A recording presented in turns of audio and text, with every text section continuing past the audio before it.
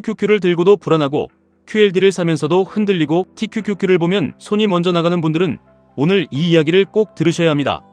지금 계좌가 흔들리는 진짜 이유는 QQQ가 약해서가 아닙니다. QLD가 느려서도 아닙니다. TQQQ가 위험해서만도 아닙니다. 진짜 문제는 우리가 돈의 가치가 무너지는 속도는 못 느끼면서 계좌의 하루 등락은 너무 크게 느낀다는 겁니다. 월급은 들어옵니다. 그런데 이상하게 남는 돈은 없습니다.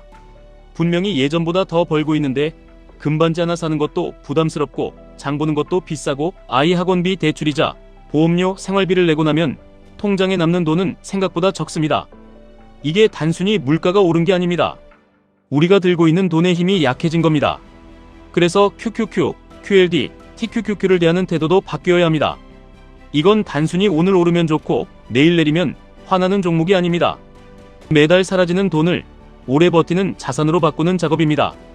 커피 한 잔, 옷 한 벌, 충동 구매 하나를 참아서 QQQ를 사고 더 큰 확신이 생기면 QLD를 사고 큰 조정장에서만 TQQQ를 조심스럽게 담는 것, 이게 평범한 사람이 자산 격차를 따라잡는 가장 현실적인 방법입니다.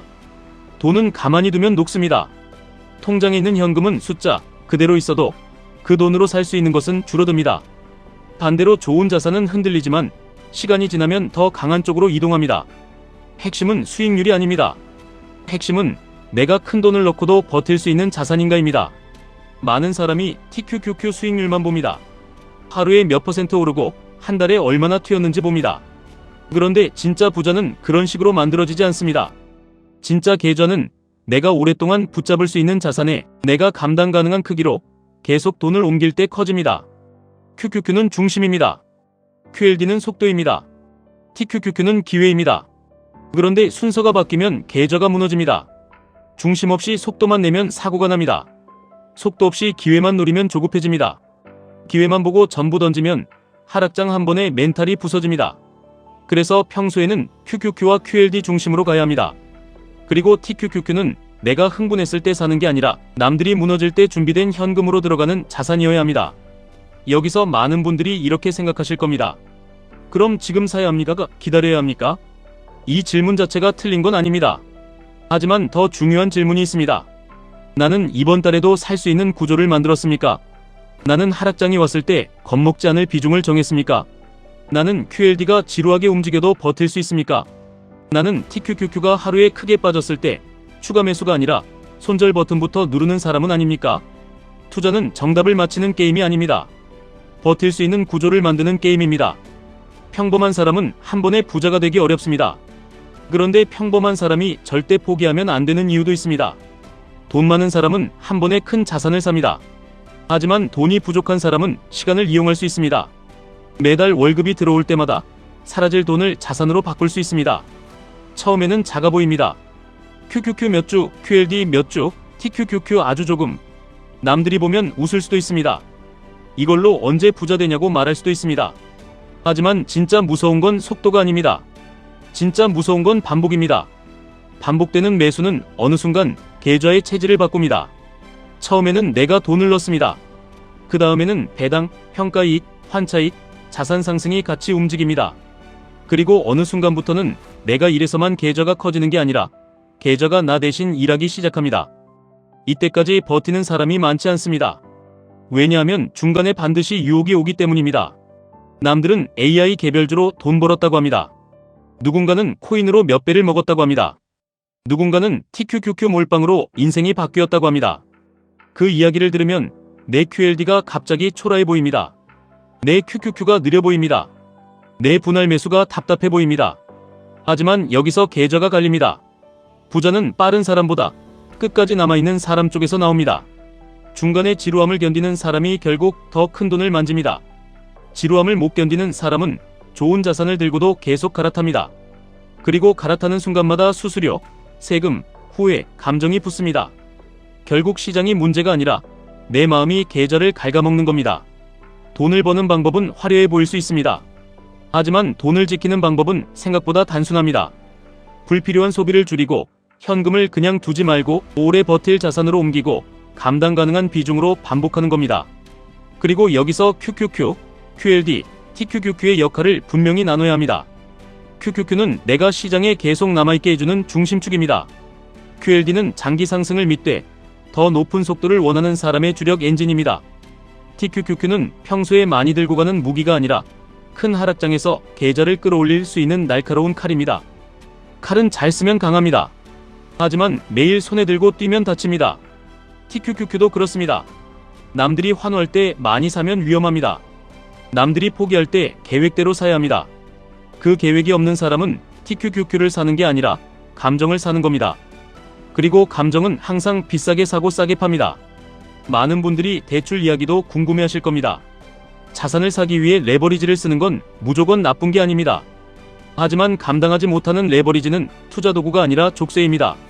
내 소득으로 이자를 충분히 감당할 수 있고 생활이 무너지지 않고 하락장이 와도 버틸 수 있을 때만 의미가 있습니다. QLD와 TQQQ도 마찬가지입니다. 레버리지는 속도를 주지만 동시에 내 마음의 약점을 드러냅니다.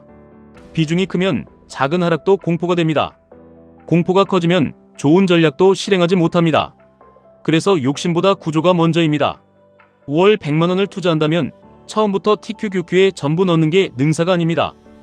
평소에는 QLD 중심으로 쌓고 일부는 QQQ나 현금으로 안정감을 만들고 TQQQ는 조정장이 왔을 때만 분할로 들어가는 구조가 훨씬 오래갑니다. 투자는 한 달 잘하는 게임이 아닙니다. 10년 동안 무너지지 않는 사람이 이기는 게임입니다. 여기서 또 하나 중요한 게 있습니다. 우리는 원화로 살지만 세상은 달러로 움직입니다. 기름값도 반도체도 AI도 글로벌 기업도 결국 달러와 연결됩니다. 내 자산이 전부 원화에만 묶여 있다면 나는 보이지 않는 위험을 안고 사는 겁니다. QQQ, QLD, TQQQ는 단순히 미국 주식이라서 좋은 게 아닙니다. 달러 자산을 내 계좌 안에 쌓는다는 의미도 있습니다. 원화 가치가 흔들릴 때 달러 자산은 계좌를 지켜주는 방패가 될 수 있습니다. 물론 미국 주식도 빠집니다. QQQ도 흔들리고 QLD는 더 크게 흔들리고 TQQQ는 더 무섭게 흔들립니다. 하지만 중요한 건 흔들림 자체가 아니라 내가 그 흔들림을 어떤 구조로 맞이하느냐입니다. 하락장은 벌이 아닙니다. 준비된 사람에게는 가격표가 낮아지는 날입니다. 문제는 대부분의 사람이 가격이 낮아졌을 때 돈이 없고 돈이 있어도 용기가 없고 용기가 있어도 계획이 없다는 겁니다. 그래서 평소에 해야 합니다. 시장 열릴 때마다 흥분하지 말고 주말마다 내 비중을 확인해야 합니다.